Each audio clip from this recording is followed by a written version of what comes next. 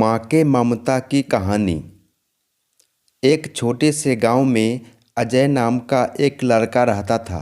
बचपन में ही पिता की मृत्यु हो जाने के कारण परिवार की आर्थिक स्थिति बड़ी दयनीय थी।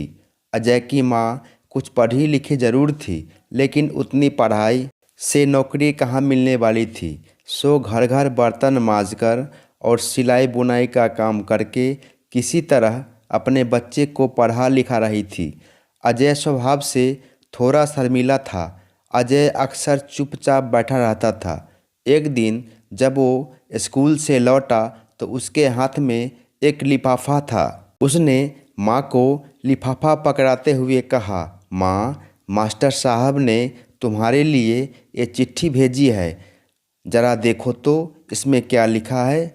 माँ ने मन ही मन चिट्ठी पढ़ी और मुस्कुराकर बोली, बेटा, इसमें लिखा है कि आपका बेटा काफ़ी होशियार है।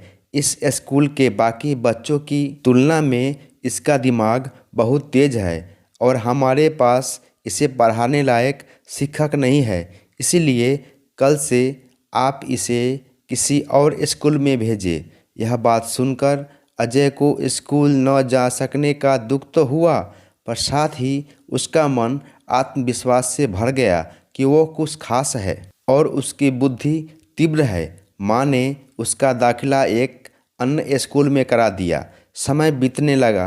अजय ने खूब मेहनत से पढ़ाई की। आगे चलकर उसने सिविल सर्विसेज की परीक्षा पास की और IAS ऑफिसर बन गया।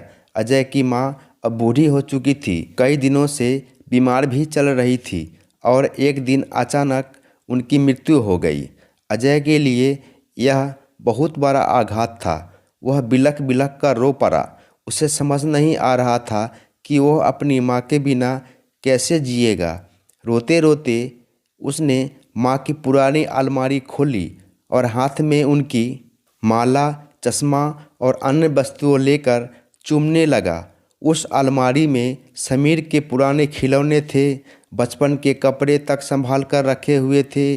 अजय एक एक कर सारी चीज़ें निकालने लगा और तभी उसकी नज़र एक पुरानी चिट्ठी पर पड़ी। दरअसल ये चिट्ठी वही थी जो मास्टर साहब ने उसे 18 साल पहले दी थी। नम आंखों से अजय उसे पढ़ने लगा। प्रिंसिपल ने लिखा था, आपको बताते हुए हमें अफसोस हो रहा है कि आपका बेटा अजय पढ़ाई में बहुत कमज़ोर है, खेल कूद में भी भाग नहीं लेता है। जान पड़ता है कि उम्र के हिसाब से अजय की बुद्धि विकसित नहीं हो पाई है, अतः हम इसे अपने विद्यालय में पढ़ाने में असमर्थ हैं।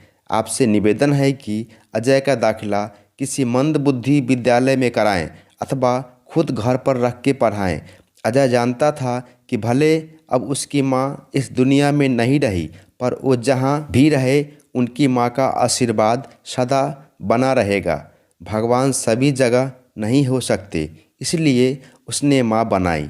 माँ से बढ़कर त्याग और तपस्या की मूरत भला और कौन हो सकता है। हम पढ़ लिख लें, बड़े होकर कुछ बन जाएं, इसके लिए वो चुपचाप न जाने कितने कुर्बानियाँ देती हैं। अपनी ज़रूरत मारकर हमारे शौक़ पूरा करती है। तो दोस्तों, ये कहानी आपको कैसी लगी कमेंट में अवश्य जनाएं। ये मेरी पहली कहानी थी। मिलते हैं अगली कहानी में, तब तक के लिए नमस्कार।